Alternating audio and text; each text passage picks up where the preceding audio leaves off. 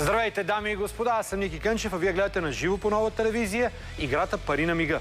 Най-щастливата игра в България и това е така, защото всеки ден виждаме щастието в очите на нашите победители. И днес ще бъде така. Първото, с което ви радваме, е дневната ни печалба, която варира между 10 000 лева и 30 000 лева.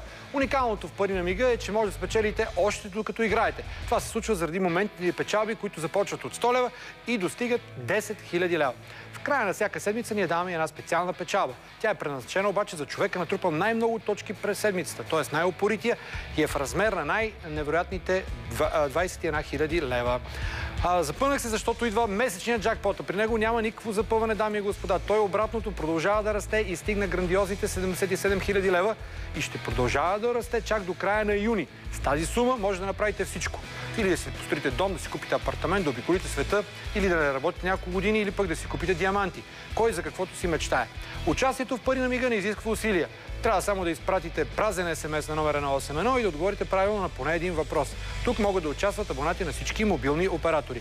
И сега дойде момента, в който искам да ви представя вчерашният ни победител. Това е Екатерина Велкова от София. Вчера тя спечели 10 000 лева. Днес ще направи щастлив още един участник в Пари на мига. Катя, добър ден. Добре. Давай първо да ти стисна ръката и със същата ръка действай смело. Това е бутона на късмета, както ние си го наричаме, и с много осмици и една шестица и една 0. 0888-8608 и още нещо. Наградата е 10 000 лева. Точно колкото печелиш и ти. А твоите 10 000 лева се намират ето в това куфърче и ти ги връчвам в... Разкажи нещо за себе си. Вчера помня по телефона, че ни каза, че занимаваш с няколко неща. Кое ти е най-любимото? Ами, всяко си е хубаво според себе си. За себе си всяко е добро. Добре. Гледаш и семейството си? Гледам ги. Дали те мене, дали аз тях. Какво ще направите с печалбата? Това са 10 000 лева. Ами, ще ги похарча за удоволствие и за семейството, най-вече за децата. Какви са твоите удоволствия? Ами, най-разнообразни. Според момента. Караш мотори? Или поправяш мотори? Ами не. Шия кожени дрехи. Кара мотор от време на време, да.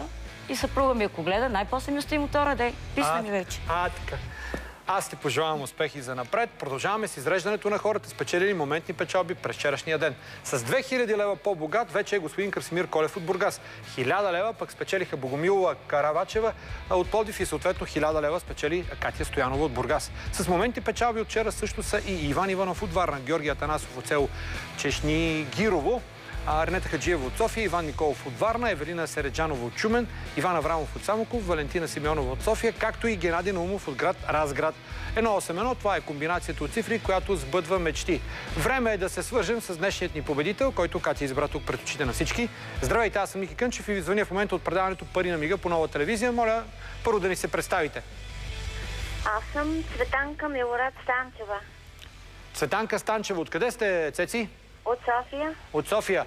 Ами, с какво занимавате? Кажете ни малко повече за себе си, преди да чуете една... В момента съм пенсионерка. Пенсионерка.